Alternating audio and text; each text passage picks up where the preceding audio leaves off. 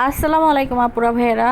আজকে সারা দিন বাসায় ছিলাম না, ননদের বাসায়, মানে আমাদের ওই বাসার ফ্ল্যাটের ননদ থাকে, ওইখানে দাওয়াত ছিল।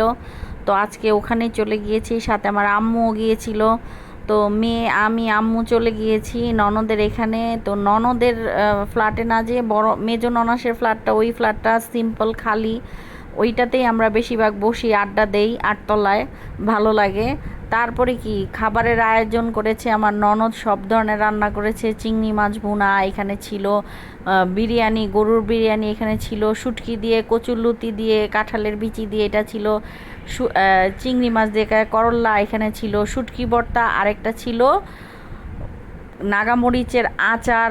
তারপরে সবাই এখানে একসাথে পাটি বিছিয়ে নিচে ফ্লোরে বসে আরাম করে খাচ্ছিলাম, সাথে কোল্ড ড্রিঙ্কস, সালাদ তো ছিলই।